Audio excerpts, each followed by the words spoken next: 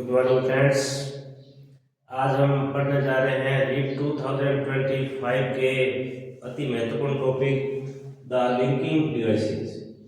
और यहाँ पर आप 2025 कर लीजिए क्योंकि इसका एग्जाम 2025 में है। तो फ्रेंड्स आज हम पढ़ रहे हैं लिंकिंग डिवाइसेस।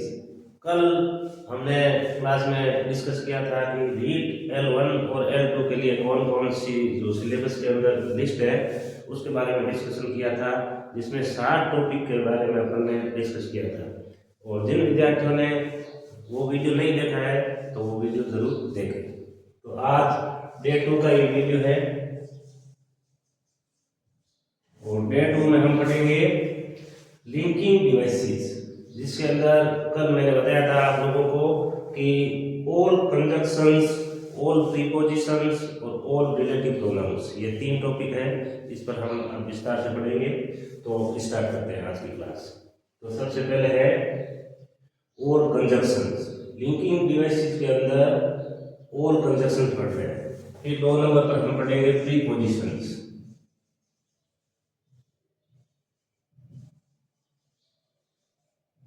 प्रीपोजिशंस पढ़ेंगे।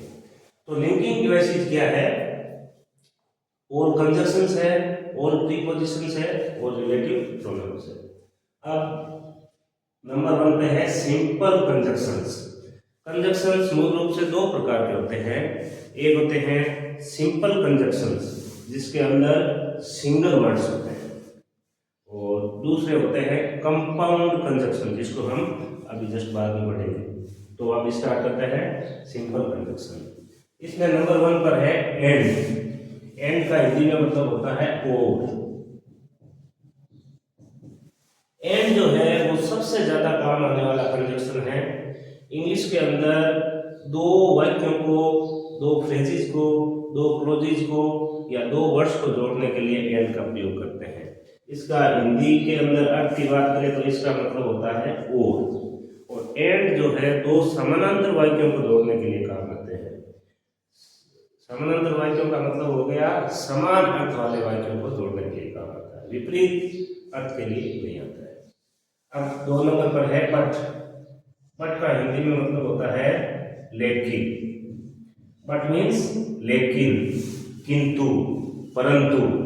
तो जब 2 वाक्यों के अंदर विरोधाभास होता है, जब 2 वाक्य विरोध दर्शाते हैं एक दूसरे का, तब हम बट का प्रयोग करते हैं। तो बट के भी हम उदाहरणों से आगे समझेंगे। अब है सिंस। सिंस प्रीपोजिशन भी है और कंजंक्शन भी है।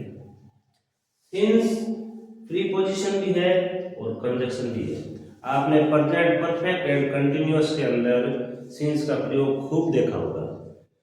सिंस यानी कि इतने समय से, जैसे राम 2 घंटे से पढ़ रहा है, तो यहाँ पर Ram has been reading since 2 hours. तो यहाँ पर सिंस का प्रयोग प्रेजेंट परफेक्ट एंड कंटिन्यूअस में इसका सबसे ज्यादा किया जाता है। और सिंस चूंकि प्रीपोजिशन भी है और सिंस एडजेक्टिव भी है। अब सिंस के बाद में बिकॉज। बिकॉज का हिंदी में अर्थ होता है क्योंकि। बिकॉज मीन्स क्योंकि। बिकॉज कारण बताता है। Because is used for telling about causes. ठीक है, तो बिकॉज कारण बताता है। जब किसी वाक्य में कारण चाहिए तो उसको 2 वाक्यों के बीच में एक कारण और एक परिणाम हो तो बिकॉज से मिलते हैं। अब है एज। एज मीन्स जैसे ही या जैसे। एज मीन्स जैसे या इसका अर्थ क्योंकि भी होता है। एक तो एज का मतलब जैसे होता है, एक इसका मतलब क्योंकि। ये भी कारण बताता है। एज भी कारण बताता है। तो एज बड़े, बिकॉज जो होता है वो बड़े कारण के लिए होता है। आप लिख लो, बिकॉज जो आता है वो होता है बड़े कारण के लिए, बड़े कारण हेतु। बिकॉज का प्रयोग हम वाक्यों में तब करते हैं जब कारण बड़ा हो, और एज का प्रयोग भी हम क्योंकि के रूप में तब करते हैं जब कारण कोई छोटा हो, लघु हो, ठीक है, बहुत बड़ा कारण नहीं हो, बहुत बड़ा रीजन नहीं हो, तब हम एज का प्रयोग भी कर देते हैं। अब नेक्स्ट कंजक्शन है सो। नेक्स्ट कंजक्शन है सो। इसका सो का मतलब भी हम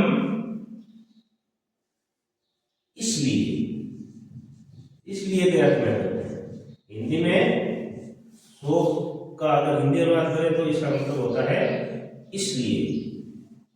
सो मीन्स इसलिए। अब है so that. So that, so that means ताकि।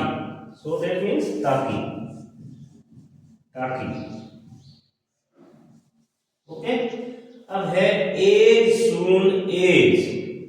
As soon as. As soon as means जैसे ही। एज सून एज मीन्स जैसे ही। इसका हिंदी में होता है जैसे ही, ठीक है। जैसे as soon as the father entered in the room the boy started his study. तो दो कार्यों के बीच में तुरंत दो कार्य जब होते हैं तब एज सून एज का प्रयोग करते हैं। जैसे ही पिताजी रूम में एंटर हुए, बच्चे ने पढ़ना शुरू कर दिया। तो यहाँ पर दो एक्टिविटी हो रही है, दो काम हो रहे हैं। एक तो पिताजी का रूम के अंदर आना और एक बेटे का पढ़ना स्टार्ट करना। तो यहाँ पर ऐसे वाक्यों में एज सून एज का प्रयोग किया जाता है। जब उदाहरण करेंगे तो हम एकदम इसको क्लियर करेंगे। अब नेक्स्ट है as long as. As long as का मतलब होता है जब तक। जब तक, ठीक है। एज लॉन्ग एज मीन्स जब तक। ये समय पीरियड बताने के लिए काम आता है। अब है as far as. As far as, जहां तक। हिंदी में इसको हम कहेंगे जहां तक। एज फॉर एज, जहां तक। ओके। अब है as well as. As well as. As well as का मतलब होता है के साथ साथ। के साथ साथ, इसका हिंदी अर्थ लिख लो, के साथ साथ। As well as, in addition to, उसके अतिरिक्त, उसके अलावा, या के साथ साथ। जैसे राम के अलावा श्याम भी स्कूल जाता है, तो राम तो जाता ही जाता है, और इन एडिशन टू, राम के अलावा श्याम भी स्कूल जाता है। तो यह ऐसे वाक्यों में हम एज वेल एज का प्रयोग करते हैं। अब नेक्स्ट है टू। टू कंजक्शन है टू और फ्रॉम। टू और फ्रॉम भी होता है। टू और फ्रॉम। टू यानी को और फ्रॉम यानी से। To from. Ram is going to school, Mohan is going to his home. तो यहाँ पर जाने की जो दिशा बताता है उसको हम टू कंजक्शन के द्वारा जोड़ते हैं। और फ्रॉम, फ्रॉम मीन्स से। जब कोई व्यक्ति कहीं से आता है तब हम फ्रॉम लगाते हैं। जैसे my teacher is coming from Delhi, मेरे सर दिल्ली से आ रहे हैं। तो यहाँ पर फ्रॉम का प्रयोग हुआ। अब है टिल और अनटिल। टिल और अनटिल। तो टिल और अनटिल, जब तक। जब तक, और ये भी होता है जब तक। जब तक, लेकिन इसमें नोट छिपा होता है। अनटिल के अंदर नेगेटिव सेंस होता है, इसके अंदर नोट छिपा रहता है। टिल और अनटिल। अब नेक्स्ट है अनलेस। अनलेस, इसके अंदर भी नोट छिपा हुआ है।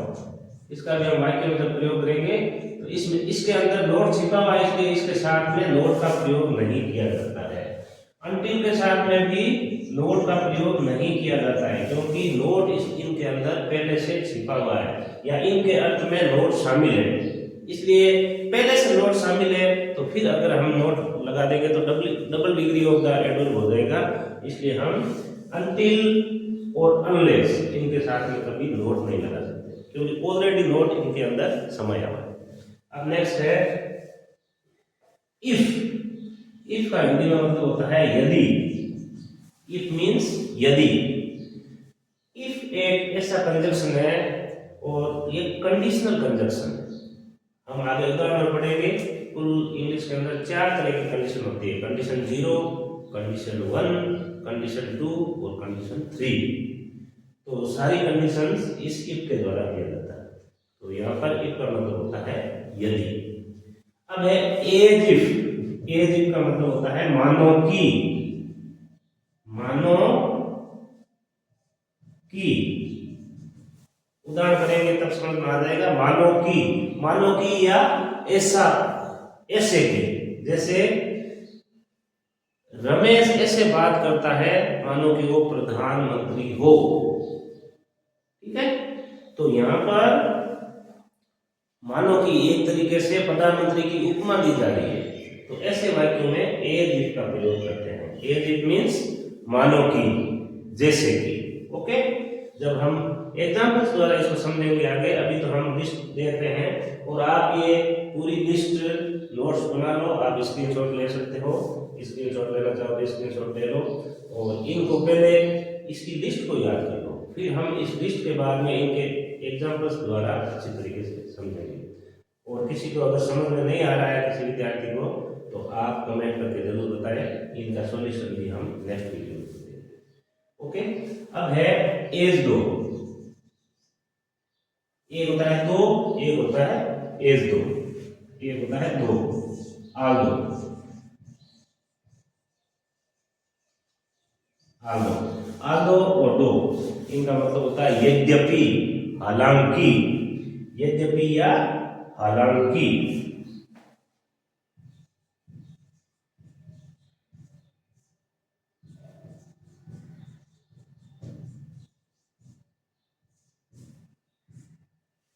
ओके, तो ये सिंगल वर्ड्स कंजक्शंस है। सिंगल वर्ड्स कंजक्शंस का मतलब हो गया, ये जो कंजक्शंस आपको नंबर 1 से लेकर सीरियल नंबर 20 तक दिखाई दे रहे हैं, ये जैसे यहाँ अभी लिखे हुए हैं उसी रूप में वाक्यों को जोड़ने के लिए काम करते हैं। ओके, इनके अंदर बीच में स्पेस नहीं है। जब ये वाक्यों में आते हैं तो पूरे एक वर्ड के रूप में या एक वर्ड फ्रेज के रूप में आते हैं। एज वेल एज, यहाँ पर मैं उदाहरण द्वारा आपको समझा दूं। जैसे एज वेल एज है, अब आप कहोगे सर आप तो कह रहे हो सिंगल वर्ड है, इसमें तो 1 2 3 वर्ड हो गए। 3 वर्ड जरूर है, लेकिन ये पूरी 3 वर्ड्स की एक इकाई है, एक यूनिट है, जो 2 सेंटेंसेस को जोड़ने के लिए काम आती है और ये अपना स्थान साथ में देती है। इसका मतलब यार एज है, वेल है और एज है। ऐसा नहीं है कि वाक्य के अंदर एज अलग हो जाएगा, फिर कोई दूसरे वर्ड्स आ जाएंगे, फिर वेल आएगा, फिर दूसरे वर्ड्स आ जाएंगे, फिर एज आएगा। ऐसा नहीं है, पूरा as well as it is वाक्य में एक साथ आएगा। इसलिए ये सिंगल वर्ड या सिंगल फ्रेज के रूप में आएगा। अब हम नेक्स्ट पढ़ेंगे डबल वर्ड्स और कंपाउंड कंजक्शंस।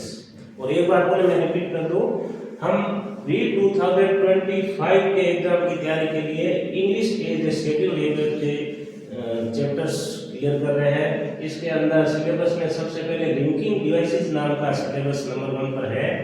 इस पाठ्यक्रम में मुख्य रूप से 3 टॉपिक हम क्लियर करेंगे। पहला है all type of conjunctions, linkers. Linking devices, पुनः मैं रिपीट कर दूं, लिंकिंग डिवाइसेस का मतलब होता है जोड़ने वाले साधन। जोड़ने वाले साधन। अब जोड़ेंगे क्या? किसी भी लैंग्वेज में जोड़ेंगे कौन? 2 या 2 से अधिक वाक्यों को जोड़ेंगे, या हम 2 से अधिक या 2 फ्रेजेस जोड़ेंगे, या 2 या 2 से अधिक क्लोजेस जोड़ेंगे, या 2 या 2 से अधिक वर्ड्स जोड़ेंगे। तो इन सभी के लिए जो साधन या जो वर्ड्स या जो शब्दों का समूह है, ग्रुप ऑफ वर्ड्स काम में लिए जाते हैं, वो सारे group of words linking devices कहलाते हैं। मूल रूप से हमारे कोर्स के अंदर 3 प्रकार के लिंकिंग डिवाइसेस हैं। नंबर 1 है ऑल टाइप ऑफ कंजक्शंस, जिसका अभी हम लिस्ट आप सामने देख रहे हो। ये ऑल टाइप ऑफ कंजक्शंस की सिंगल वर्ड लिस्ट है। उसके बाद में आएंगे प्रीपोजिशंस, स्थान निर्धारण करने वाले शब्द, कंजक्शंस यानी जोड़ने वाले शब्द, इसको हम कनेक्टिंग वर्ड्स भी कहते हैं। कंजक्शंस को हम लिंकर्स भी कहते हैं। चूंकि ये लिंकर्स है, दो वाक्यों को जोड़ने वाले शब्द है, इसलिए इनको हम लिंकिंग डिवाइसेस के अंदर इसका अध्ययन करते हैं। प्रीपोजिशन भी वाक्यों को जोड़ने का काम करते हैं, स्थान निर्धारण करते हैं, इसलिए ये भी लिंकर्स है। और नंबर 3 पर एक और है, वो है रिलेटिव प्रोनाउन। रिलेटिव प्रोनाउन, तो रिलेटिव प्रोनाउंस को भी हम पढ़ेंगे नंबर 3 पर, स्टेप बाय स्टेप पढ़ेंगे, 2-2, 3-3 उदाहरण लेकर पढ़ेंगे, तब ताकि अपना पूरी जो कंटेंट है वो क्लियर हो जाए। अब नेक्स्ट हम पढ़ रहे हैं कंपाउंड कंजक्शंस। एक बार आप इसका स्क्रीनशॉट ले सकते हैं, स्क्रीनशॉट ले। तो अब है नंबर 2 पर कॉम्प्लेक्स कंजक्शंस, डबल वर्ड्स। अभी हमने जस्ट पहले पढ़ा है सिंगल वर्ड्स।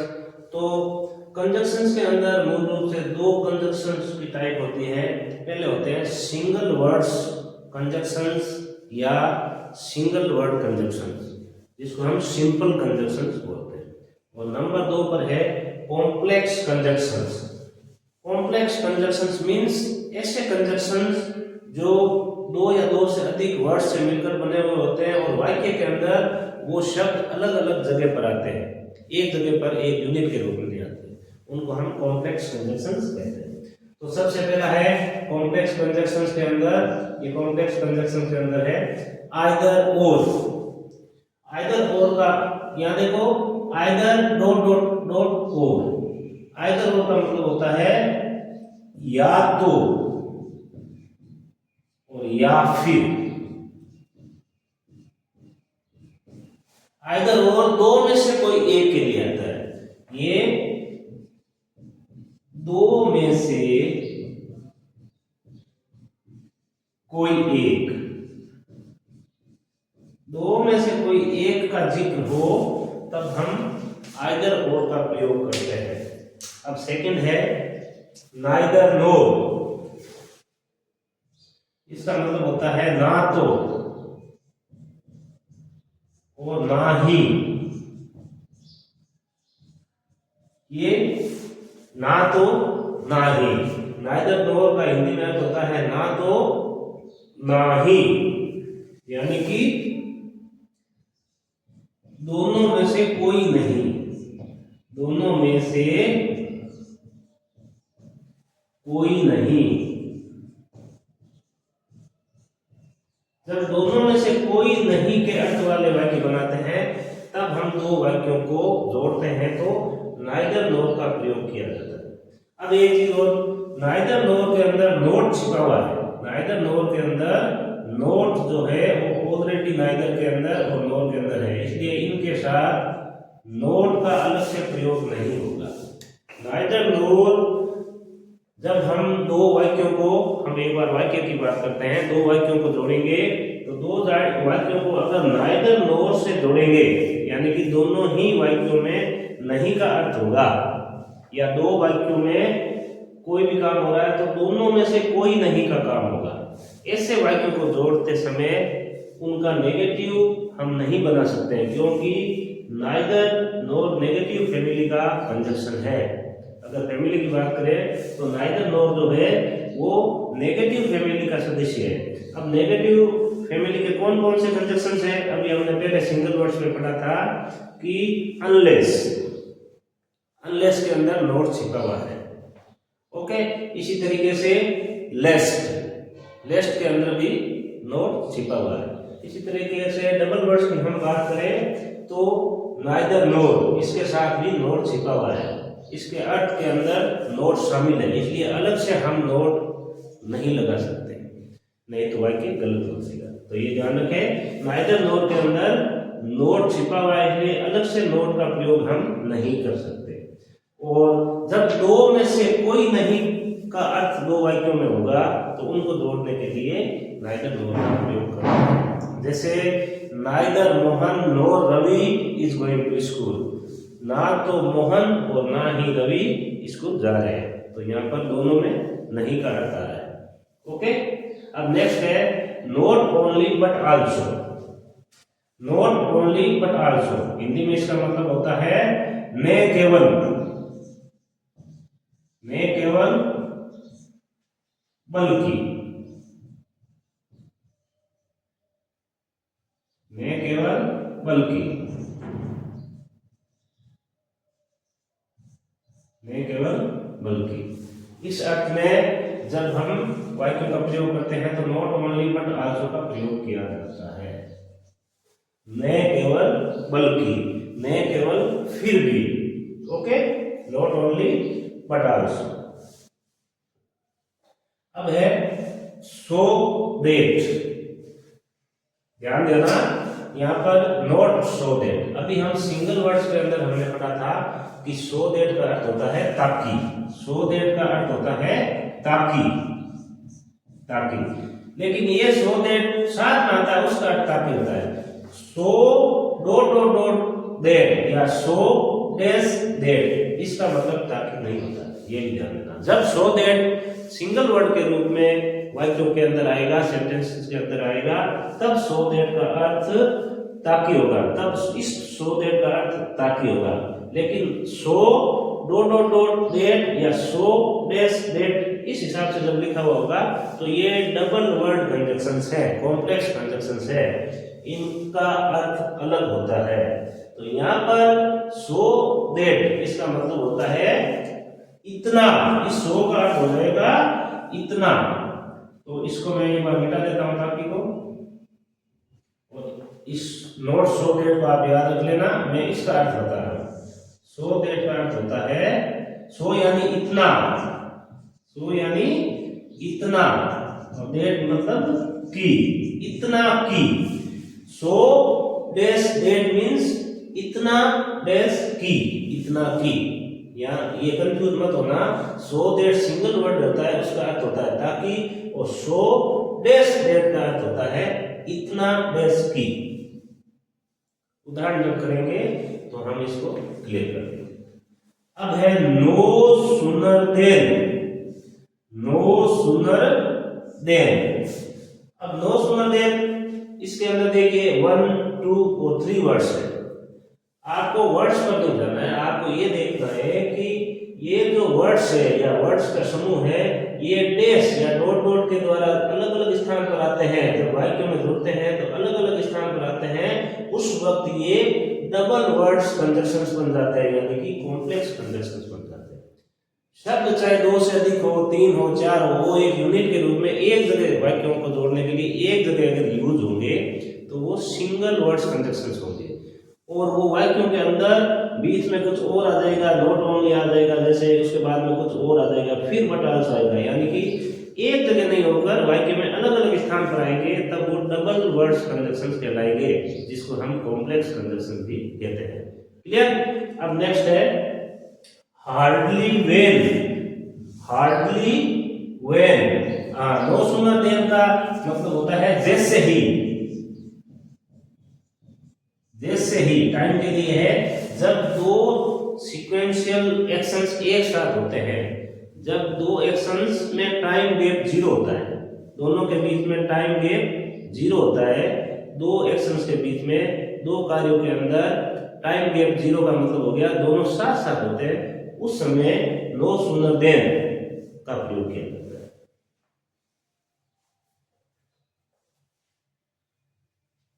देन का मतलब तब, जैसे ही, तब के अर्थ में इसका प्रयोग किया जाता है। अब है hardly well, hardly well. Hardly का मतलब होता है यहां पर मुश्किल से, मुश्किल से। हार्डली मीन्स मुश्किल से, ठीक है। वेल का मतलब तो तब होता ही है जब हम इसको वाक्य में प्रयोग करेंगे तो इसका अर्थ एकदम क्लियर हो जाएगा। अब नेक्स्ट है इफ वर, इफ वर। जब हाइपोथेटिकल सेंटेंसेस होते हैं, काल्पनिक सेंटेंसेस होते हैं, तब इफ और इफ के साथ में हेल्पिंग वर्ब के रूप में वर का प्रयोग किया जाता है। जब हाइपोथेटिकल सेंटेंसेस होते हैं तो इफ और इफ के साथ में वाज का प्रयोग नहीं करके, चाहे वो सिंगुलर हो चाहे प्लूरल हो, उसके साथ में वर का प्रयोग किया जाता है। जैसे अगर मैं प्रधानमंत्री होता तो भारत का विकास कर देता। तो यहाँ पर सब्जेक्ट कौन है? मैं, यानी कि आई है। आई के साथ मुख्यतः वाज सहायक क्रिया का प्रयोग किया जाता है, लेकिन यहाँ पर आई के साथ भी वर सहायक क्रिया का प्रयोग होगा। If I were A prime minister of India, अगर मैं भारत का प्रधानमंत्री होता तो क्या होता? आई डेवलप्ड इंडिया, मैं इंडिया को डेवलप्ड कर देता। ओके, तो इस टाइप से ये सेंटेंस आएंगे। यहाँ इफ का मतलब होता है काश। काश, अगर यह काश में प्रधानमंत्री होता तो भारत का विकास कर देता, या यदि मैं प्रधानमंत्री होता तो भारत का विकास। अब यदि तो कॉमन सेंस के अंदर नॉर्मल वाक्यों में भी आता है, इसका मतलब यदि होता है, लेकिन जब इफ के साथ वर लग जाता है तो वो विलिंग्स या हाइपोथेटिकल बन जाते हैं। उस समय इसका मतलब होता है काश। काश होता, काश होता। ओके, अब नेक्स्ट है both and. Both and means दोनों, दोनों है ना, या इसको अपन कह सकते हैं और भी। जैसे both Ram and Shyam, both Ram and Shyam are studying. Okay, तो यहां पर हम कह सकते हैं कि राम और श्याम दोनों पढ़ रहे हैं, राम और श्याम भी पढ़ रहे हैं, यानी कि राम और श्याम भी, यहाँ एंड का मतलब भी हो जाता है। राम और श्याम भी, और राम और श्याम दोनों ही वाक्य सही है। जैसे वाक्य अपन ने लिया कि Ram and Shyam, Ram and Shyam are studying.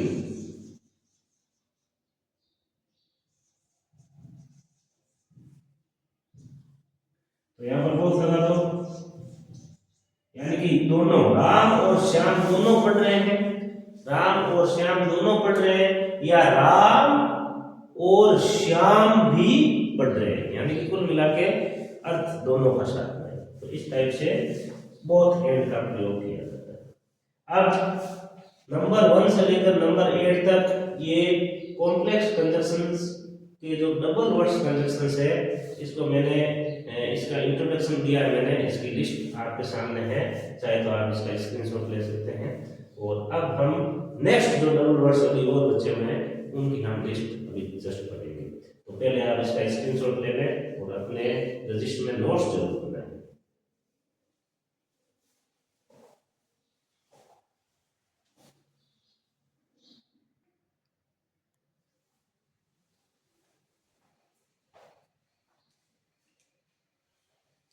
Okay, तो अब हम next complex conjunctions double words के अंदर सीरियल नंबर 9 से देखते हैं। लेस्ट शुड, इसका हिंदी में अर्थ होता है नहीं तो, है ना। लेस्ट शुड, और एक ध्यान रखो, लेस्ट के साथ में हमेशा शुड ही आएगा।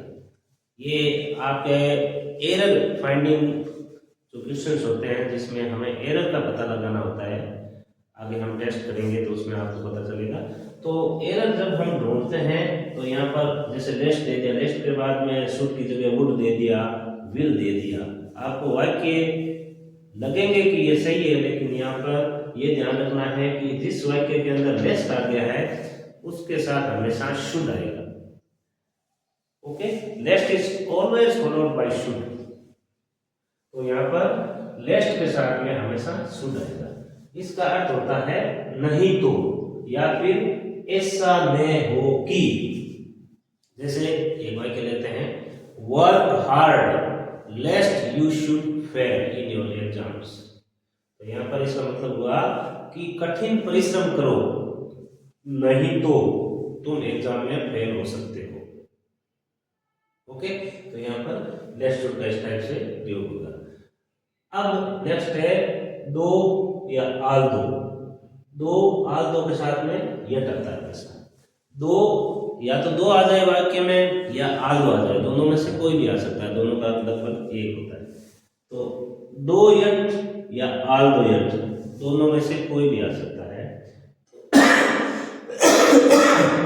इसका मतलब होता है यद्यपि फिर भी, यद्यपि फिर भी या हालांकि फिर भी। आल दो यट का मतलब होता है हालांकि या यद्यपि फिर भी। हालांकि भी लिख सकते हो आप यहाँ पर, हालांकि और फिर भी या यद्यपि फिर भी। आल दो यट दो यट। अब नेक्स्ट है टू टू। इसका हिंदी में मतलब होता है इतना है कि नहीं कर सकता। टू टू मीन्स कोई इतना है, इस अवस्था में है कि नहीं कर सकता। जैसे Ramesh is too weak to walk. Ramesh इतना कमजोर है कि वो घूम नहीं सकता। इस टाइप से वाक्य बनेंगे। आगे एग्जाम्पल्स में समझ में आ जाएगा। आप एक बार इतना ध्यान रखो कि TOO2 और TO2 इनके बीच में स्पेस आ जाएगा, डैश आ जाएगा, तो इसका मतलब होता है इतना है कि नहीं कर सकता। अब नहीं आ गया है, इसका मतलब ये नेगेटिव फैमिली का कंजक्शन है, इसके अंदर नहीं छुपा हुआ है। टू के अंदर नहीं छुपा हुआ है, इसलिए टू के वाक्य में कभी भी आपको नोट अलग से दिखाई नहीं देगा, क्योंकि ऑलरेडी नोट इसके अंदर समाया हुआ है। ओके, अब नेक्स्ट है 242। इसका मतलब भी वही, इसके अंदर भी नहीं है, इसके अंदर भी नहीं छुपा हुआ है, इसके साथ कभी भी नहीं का प्रयोग नहीं किया जाता है। ठीक है, ये 22 और 242 दोनों के प्रयोग लगभग एक जैसे है। हम एग्जांपल्स करेंगे तो एक उनकी नजर देगा। अब नेक्स्ट है WHILE, while। while मींस जबकि। जब दो कॉन्टिन्यूअस एक्शंस को, एक्शंस के जो सेंटेंसेस होते हैं उनको एक साथ जोड़ा जाता है तो हम while कंजंक्शन का प्रयोग करता है, हम while कंजंक्शन का प्रयोग करते हैं। while कंटिन्यूअस एक्शंस को, कंटिन्यूअस एक्शंस के दो सेंटेंसेस को या दो कंटिन्यूअस एक्शंस को जोड़ने के लिए काम आता है। इसका हिंदी में अर्थ होता है जबकि। अब नेक्स्ट है 15 नंबर पर एज सो। एज मीन्स जैसा, एज एडजेक्टिव भी है। एज सो जैसा वैसा। एज डैश सो का मतलब होता है जैसा डैश वैसा। ओके, जैसे as you think so you do. जैसा आप सोचोगे वैसा आप करोगे। ओके, अब नेक्स्ट है वेदर और। वेदर डैश और की या। वेदर मीन्स की और वेदर मीन्स सॉरी दैट या, पर वेदर मीन्स की और मीन्स या, की या के अर्थ में। जैसे इसका हम एक एग्जांपल लेते हैं, वेदर की का एक एग्जांपल लेते हैं। I don't know whether he will come और नॉट। एक एग्जांपल लेते हैं वेदर और का।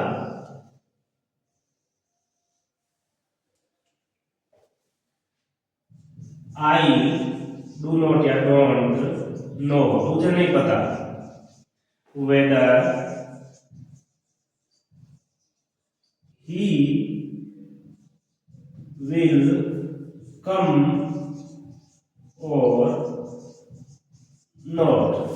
मुझे नहीं पता कि वो आएगा या नहीं आएगा। तो यहां पर देखिए वेदर भी आ गया है, फिर नेक्स्ट में और भी आ गया है। मुझे नहीं पता कि वो आएगा। I don't know whether he will come और नॉट।